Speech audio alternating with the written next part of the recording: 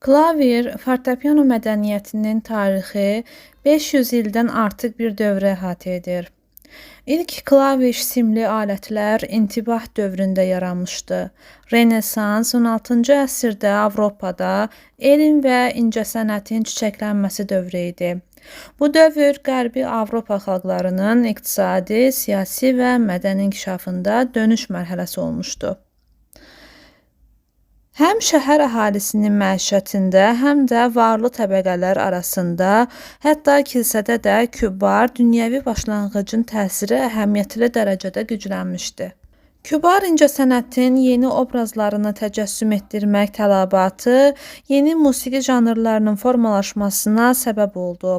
Opera meydana gəldi, instrumental sənətin müxtəlif sahələrinin intensiv inkişafı başlandı. Nəzərdən keçirdiyimiz dövr üçün musiqiçilərin heyranedici çoxcəhətlilikləri xarakterdir. Bu dövrdə musiqiçilərin bəstəkarlara, ifaçılara və pedaqoqlara ayrılması yox idi.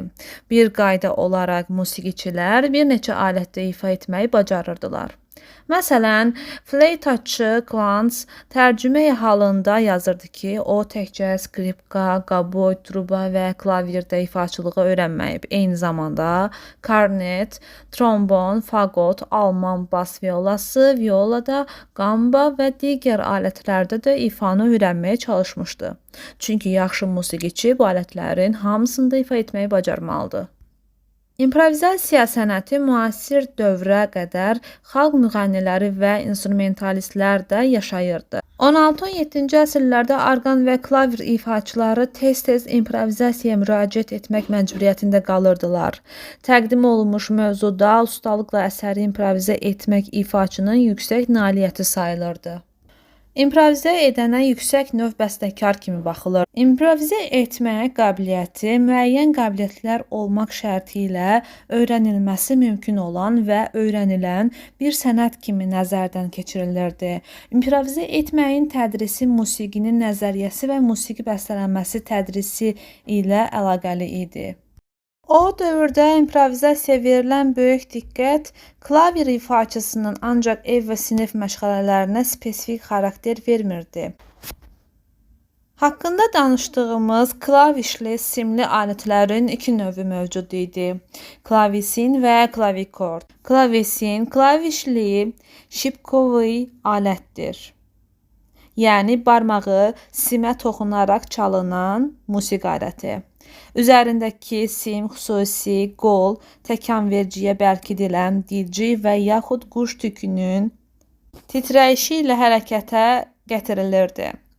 Təkanverici klavişanın arxa hissəsinin sonunda yerləşirdi. Sonuncunu basdıqda yuxarıya qalxır və nəticədə quş tükü simə dəyir və o səslənməyə başlayır. Klavesin aləti haqqında İlk məlumatlar 1511-ci ilə aiddir. Müasir dövrə qədər qorunan qədim alət İtalyan sənətkarına aiddir və 1521-ci ildə qeydə alınır. Klavesinin səsi parlaq, lakin nisbətən az ahənglidir və əhəmiyyətli dərəcədə olan dinamik dəyişikliklərə məruz qalmırdı. Alətdə ifa zamanı klavişaya toxunma xarakteri və ona olan təzyiq dərəcəsi səslənmənin gücünə az təsir edirdi. 17-18-ci əsr sənətkarları klavesinə dinamik cəhətdən daha müxtəlif səslənmə vermək üçün aləti iki forte və piano klaviaturaları ilə yaradırdılar. Klaviaturaları bir-birinin üstündə yerləşdirirdilər. Daha təkmilləşmiş klavesinlərdə səslənmənin güclənməsi, basların ikiləşməsi yolu ilə əldə olunurdu. Bu xüsusi fiskarmona bənzəyən şriftlərin qabağa çəkilməsi ilə həyata keçirilirdi. Bu növ dinamik dəyişikliklərin özünə məxsus yolu klavir ifaçılığında geniş tətbiq olunurdu. 18-ci əsrin təkmilləşmiş klavesinlərində orqanda olduğu kimi səsə müxtəlif tembr rəngarəngliyi verən xüsusi registrlər daxil edilirdi. Bu registrlər klaviaturanın yan hissələrində yerləşən kiçik qolla və ya da klaviaturanın altında yerləşən və dizlərlə basılan knopkalarla və nəhayət pedallarla hərəkətə gətirilirdi.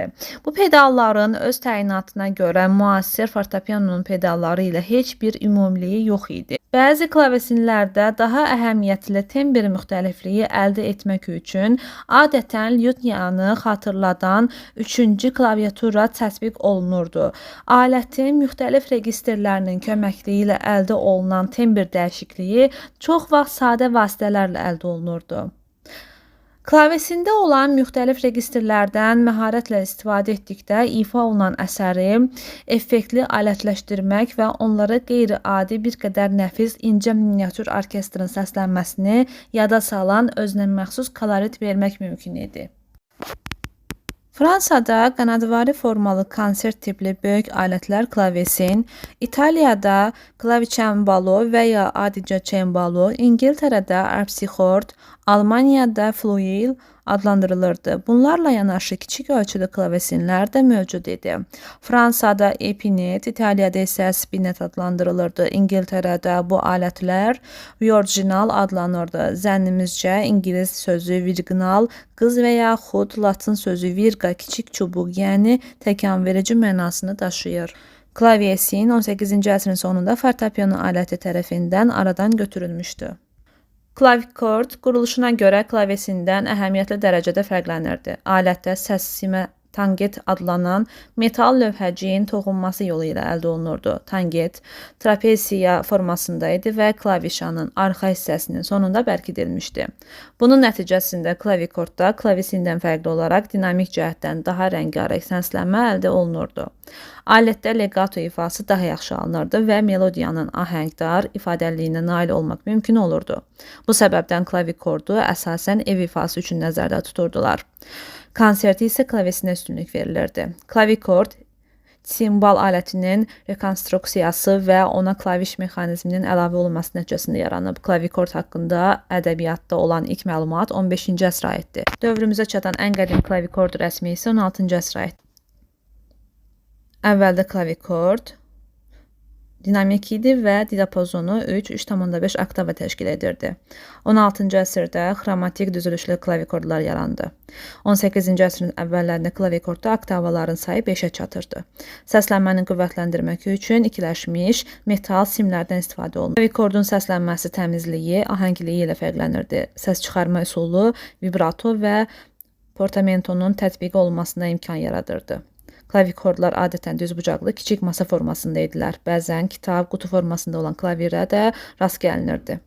Bu növ alətlər əlbəttə musiqi ilə ciddi məşğul olmaq üçün deyildi. Əyləncə məqsədi ilə zinət əşyası kimi nəzərdə tutulurdu.